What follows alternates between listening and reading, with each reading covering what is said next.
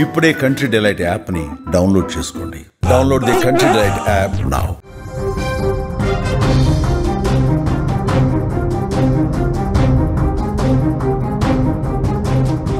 ఇవాళ మనవరాలుంటే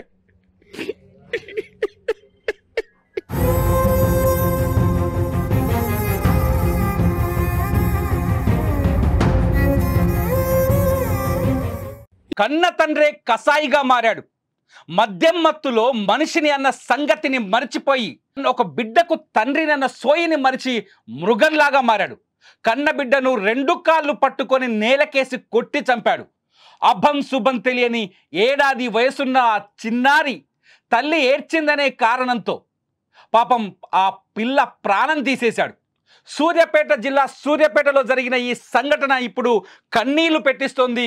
ఈ సైకో నాగారం మండలం కొత్తపల్లి గ్రామంలో ఉంటాడు. అతని పేరు వెంకటేష్.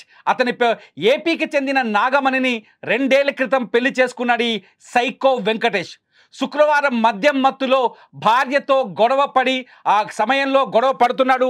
గొడవ పడేటప్పుడు పాపం ఏడాది పాప కన్నీళ్లు పెట్టుకుంది, భయపడి ఏడ్చేసింది.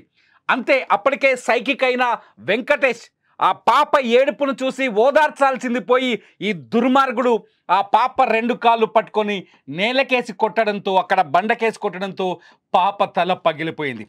ఊహించుకుంటేనే కన్నీళ్ళు వస్తున్న ఈ సంఘటన. ఒక్కసారి ఆ తల్లి కన్నీళ్లను చూడండి. ఒక్కసారి ఆ తల్లి ఏడుస్తుంటే నిజంగా గుండె ద్రవించిపోతుంది. సూర్యాపేట జిల్లాలో జరిగిన ఈ సంఘటన ఇప్పుడు అందరినీ బాధిస్తోంది, కన్నీళ్లు పెట్టిస్తుంది. పాప ఎంత ముద్దుగా ఉందంటే, మేము రూల్స్ ప్రకారం ఆ పాప ఫోటో చూపించడానికి లేదు కాబట్టి మాస్క్ వేసాం. ఆ పాప చూస్తే బంగారంలా ఉంది. అరే, ఏడాది కూతురును ఏ తండ్రి అయినా అలా చంపుతాడా?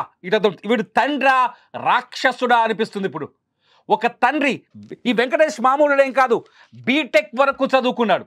పోనీ తెలివి తక్కువడు కాదు, బీటెక్ వరకు చదువుకొని 2 ఏళ్ల క్రితం పెళ్లి చేసుకొని ఖాళీగా ఊళ్ళో తిరుగుతూ కొంతకాలం జులాయి స్నేహితులతో దోస్తాన్ చేస్తూ వాళ్ళతో కలిసి తిరిగి తాగుడు, గంజాయి వంటి అలవాట్లకు బానిసైపోయాడు. ఒక్కసారి కిక్కులోకి వచ్చిన తర్వాత ఎలా ప్రవర్తిస్తాడో వాడికే తెలియదు. సరిగ్గా ఇదే జరిగింది అక్కడ సూర్యాపేట జిల్లాలో. ఏదైతే వెంకటేష్ అదే చేశాడు. ఇంటికొచ్చాడు, పీకల దాకా తాగి ఇంటికొచ్చాడు. మరి గంజాయి తాగిండో తెలియదు, మందు తాగుతున్నాడని వాళ్ళ కుటుంబ సభ్యులు చెప్తున్నారు. తాగేసి ఇంటికొచ్చి భార్య నాగమణితో గొడవ పెట్టుకోవడం మొదలుపెట్టాడు. శుక్రవారం రాత్రి, అంటే నిన్న రాత్రి జరిగింది, సాయంకాలం జరిగింది సంఘటన. భార్యతో గొడవ పెట్టుకొని భార్యని కొట్టడం, వేధించడం చేస్తున్నాడు. ఆ సమయంలో పాపం చిన్నానికి ఏం తెలుసు, ఏడాది పాపకి. ఆ సమయంలో ఆ పాప అక్కడే ఉండి తల్లిని నాన్న కొడుతుంటే, ఈ వెంకటేష్ తల్లిని కొడుతుంటే ఆ పాప భయపడిపోయింది. భయపడిపోయి బోరున విలపించేసింది, అక్కడ ఏడ్చేసింది. నేను తిడుతూ ఉంటే, లేకపోతే ఆ ఏడుపు వీడికి, ఈ సైకోకి ఇబ్బందికరంగా మారిందో ఏమో. పాపం ఆ పసిది ఆ టైంలో లేకుంటే, అక్కడ ఆ ప్లేస్లో లేకుంటే బతికేదేమో. వెంటనే ఆ పసిదాన్ని 2 కాళ్ళు పట్టుకొని నేలకు కొట్టేశాడు. అక్కడికక్కడే రక్తపు మడుగులో పడిపోయింది ఆ చిన్నారి. ఆ చిన్నారిని కాపాడేందుకు తల్లిదండ్రులు పరిగెత్తుకుంటూ సూర్యాపేట ప్రభుత్వ ఆసుపత్రికి పరిగెత్తుకుంటూ వెళ్ళారు. ఒకసారి ఆ సీన్ చూడండి. సూర్యాపేట ప్రభుత్వ ఆసుపత్రి దగ్గర పరిగెత్తుకుంటూ పోయారు. అక్కడికి వెళ్ళిన తర్వాత పాప చనిపోయిందని చెప్పారు. సూర్యాపేట ప్రభుత్వ ఆసుపత్రికి చూడండి ఒకసారి, ఆసుపత్రి దగ్గర పరిస్థితులు చూడండి. ఆ పాప చనిపోయిందని తెలిసిన వెంటనే ఆ తల్లిదండ్రులు బోరున విలపిస్తున్నారు. బంధువులంతా హుటాహుటిన అక్కడికి చేరుకున్నారు. అందరూ ఆ పాప డెడ్ బాడీని చూసి ఏడుస్తూ బయటకు వస్తున్న ఆ సీన్ చూడండి. ఏడాది పాప ఏం చేసింది? ఏం తప్పు చేసిందా ఏడాది పాప? ఏం తప్పు చేసిందా ఏడాది పాప? ఈ దుర్మార్గుడి కడుపులో పుట్టడమేనా? ఈ తాగుబోతు కడుపులో పుట్టడమే ఆ పాప చేసిన తప్ప? ఈ తాగుబోతు కడుపులో పుట్టడమేనా? ఈ అమాయకురాలైన నాగమణి భర్తని ఎంత కంట్రోల్ చేయాలనుకుంది, తాగుడు నుంచి కంట్రోల్ చేయాలనుకుంది. బీటెక్ చదివాడు కదా, ఏదైనా మంచి ఉద్యోగం చేస్తాడనుకుంది. కానీ కొద్ది రోజులుగా తాగుడు కోసం తాగుబోతుగాళ్ళ వెంట తిరిగాడు. కూలి పనులకు వెళ్ళి ఆ డబ్బులు తీసుకొచ్చి తాగేసి ఇంటికొచ్చి భార్యని వేధించడం మొదలుపెట్టాడు. ఒకసారి మీరు ఆలోచించండి, మీ పిల్లలు, మీ కుటుంబంలో మీ కొడుకు, మీ కన్న కొడుకు ఇలా తయారైతే, తాగుబోతుగా తయారైతే ఎంత ప్రమాదకరంగా మారుతుంది. ఏ భార్య తాగుబోతు భర్తను భరించగలుగుతుంది? పీకల దాకా తాగేసొచ్చి ఇంటికొచ్చి భార్యపై దాడి చేస్తుంటే, పీకల దాకా తాగేసొచ్చి కుటుంబ సభ్యుల్ని బాధ పెడుతుంటే ఎవరు భరించగలరు? అలాగే నిలదీయాలనుకుంది నాగమణి భర్తని. కానీ నిలదీసే క్రమంలో పాపం అభంశుభం తెలియని ఆ చిన్నారి అక్కడే ఉంది, ఏడ్చింది. దీంతో చిన్నారిని 2 కాళ్ళు పట్టుకొని నేలకేసి కొట్టాడు. ఈ సంఘటన నిజంగా కన్నీళ్ళు పెట్టిస్తుంది. ఒక్కసారి ఆ తల్లి ఏడుపు వినండి, మీ గుండెలు కరిగిపోతాయి, మీ కళ్ళ నుంచి కన్నీళ్లు కారుతాయి.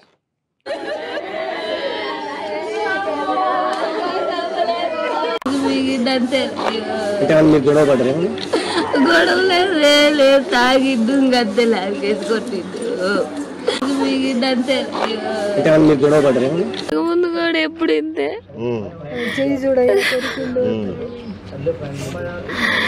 ఇంతే చేస్తుండే. నేను ఇంటికి పోయినా మా అమ్మ వాళ్ళ ఇంటికి.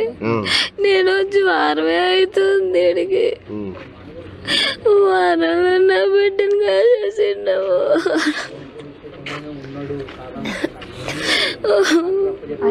అంటే ఇది చంపి బండకేసి కొట్టిన తర్వాత ఎడిపోయిందమ్మా? ఉన్నాడా ఇంట్లోనే? ఆయన తీసుకొచ్చిన హాస్పిటల్కి? కాదుగా, కొట్టి పారిపోయిండు. నేనే పిల్లలు భుజాలు వేసుకొని పోతుంటే ఇంటి ఓనర్ బండి స్కూటీ ఎక్కించుకొని వచ్చిండు. కొన్నిసార్లు ఘర్షణ జరిగినప్పుడు పోనీ ఆ పాపని నేలకేసి కొట్టిన తర్వాత వాడు మనిషిలా ప్రవర్తించాడంటే అది లేదు. ఆ పాపని నేలకేసి కొట్టిన తర్వాత అక్కడి నుంచి పరారైపోయాడు. దీంతో పాపం నాగమణి ఆ బిడ్డని భుజానికెత్తుకొని ఆసుపత్రి వైపు పరిగెడుతుంటే స్థానికులు కొందరు సాయం చేసి ఆసుపత్రి దాకా తీసుకొచ్చారు. ఇంతవరకు ఆ బిడ్డ పరిస్థితి ఏంటో కూడా కనుక్కోలేదు ఆ దుర్మార్గుడు. ఇంతవరకు తన కూతురిని నేలకేసి కొట్టాను కదా, ఆ బిడ్డ పరిస్థితి ఆరోగ్యం ఎలా ఉందని కూడా కనుక్కోలేదు. పాపం ఆ చిన్నారి ప్రాణాలు కోల్పోయింది. ఈ తండ్రి కడుపున పుట్టిన పాపానికి ప్రాణాలు కోల్పోయింది. ఈ తాగుబోతు కడుపున పుట్టిన పాపానికి ప్రాణాలు కోల్పోయింది. ఈ దుర్మార్గుడి కడుపులో పుట్టినందుకు ప్రాణాలు కోల్పోయింది. నిజంగా అతను ఒక జులాయి అని వాళ్ళ కుటుంబ సభ్యులే చెప్తున్నారు. కొద్ది రోజులుగా తాగి తందనాలు ఆడుతున్నాడు, ఇలా ఎందుకు చేస్తున్నాడో నాకు అర్థం కావట్లేదంటూ ఆ జులాయి తండ్రి చెప్తున్న మాటలు వింటే నిజంగా మనకు కూడా కోపం వస్తుంది. పిల్లల్ని కంట్రోల్ చేయకపోతే వాళ్ళు పెరిగి పెద్దవాళ్ళు అయిన తర్వాత రాక్షసులుగా, దుర్మార్గులుగా, ఇలాంటి సైకోలుగా మారతారని చెప్పడానికి వాళ్ళ నాన్న చెబుతున్నా. చూడండి ఆ ముసలాయన ఎలా ఏడుస్తున్నాడో. వాళ్ళ నాన్న మనవరాలు, ఒక్కగానొక్క మనవరాలు, బంగారం లాంటి మనవరాలు, ఆ మనవరాలతో రోజు ఆడుకునేవాడు. ఆ మనవరాల్ని చంపేయడంతో ఎలా ఏడుస్తున్నాడో చూడు ఆయన.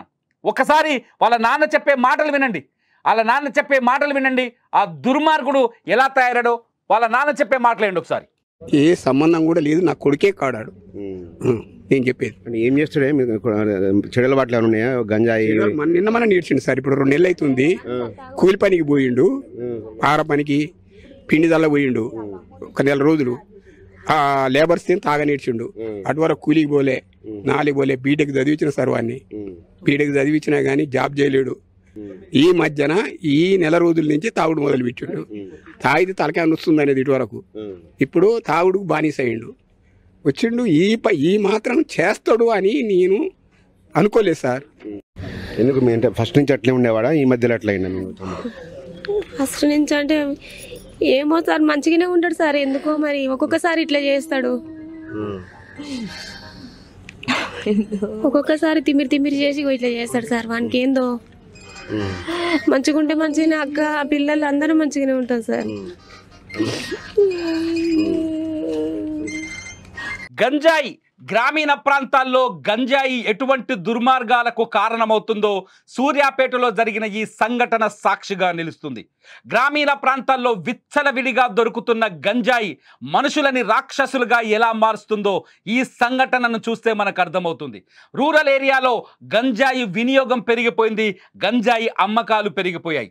అంతేకాదు అదుపు లేని మద్యం కుటుంబ జీవితాల్ని నాశనం చేస్తుంది. ఈ బంగారు తల్లి ఎవరైతే చనిపోయారో 7 ఏడాది పాప మద్యానికి గంజాయికి మాత్రమే బలైందని చెప్పాలి. కన్న తండ్రి కన్న తండ్రి రాక్షసుడిగా ఎందుకు మారాడని ఒక్కసారి ఆలోచిస్తే ఆ వెంకటేష్ మార్పు వెనుక మద్యం గంజాయి అనే 2 దురలవాట్లు ఉన్నాయని మనకు అర్థమవుతుంది. తాగుబోతు కాకపోయి ఉంటే, లేకపోతే గంజాయికి బానిస కాకపోయి ఉంటే ఇవాళ ఆ చిన్నారి బతికుండేది. తన కన్న బిడ్డ, రక్తం పంచుకొని పుట్టిన కన్న బిడ్డనే కాళ్ళు పట్టుకొని నేలకు కొట్టాడు అంటే ఆ ప్రభావం వెంకటేష్ మనస్తత్వాన్ని మాత్రమే కాదు, ఖచ్చితంగా అతనికున్న దురలవాట్లది కూడా. అతను తాగుబోతని, గంజాయి తాగుతున్నాడని, మద్యం సేవిస్తున్నాడని కన్న తండ్రే చెబుతున్నాడంటే మనం పరిస్థితిని అర్థం చేసుకోవచ్చు. సూర్యాపేట లాంటి ప్రాంతాల్లో గంజాయి విచ్చలవిడిగా అమ్ముతున్నారా అనే పెద్ద క్వశ్చన్ ఇక్కడ మనకు ఉత్పన్నమవుతుంది. అతిపెద్ద ప్రశ్న. నిజంగా ఈ దుర్మార్గాన్ని తలుచుకుంటే గుండె ద్రవించిపోతుంది. ఎవరికైనా బిడ్డలున్నారు, పసిబిడ్డని అల్లారు ముద్దుగా చూసుకుంటాం. చీమ కరిసిన మన బిడ్డకు ఒక చీమ కరిసినా మనం తట్టుకోలేం, కాలికి చిన్న ముళ్ళు గుచ్చుకున్నా తట్టుకోలేం. అటువంటి సున్నితంగా చూసుకోవాల్సిన పసిబిడ్డని కాళ్ళు పట్టుకొని నేలకు కొట్టాడంటే వాడి హృదయం ఎంత కఠినంగా, ఎంత నిర్దయగా మారిందో మనం అర్థం చేసుకోవచ్చు. ఇంత క్రూరంగా ఎందుకు ప్రవర్తించాడు అంటే కేవలం మద్యం గంజాయి. మళ్ళీ చెప్తున్నాను, గంజాయి మత్తులో, మద్యం మత్తులో జరుగుతున్న దుర్మార్గాలకు నిలువెత్తు నిదర్శనం ఇవాళ సూర్యాపేటలో జరిగిన ఈ సంఘటన. మీరేమనుకుంటున్నారు? వెంకటేష్ లాంటి వ్యక్తుల జీవితాల్ని నాశనం చేసి వాళ్ళని క్రిమినల్స్గా మారుస్తున్న ఈ మద్యం గంజాయి అలవాట్లని తిప్పి కొట్టాలంటే ఎటువంటి చర్యలు తీసుకోవాలి? మీరేమనుకుంటున్నారో ఈ వీడియో కింద కామెంట్ చేయండి.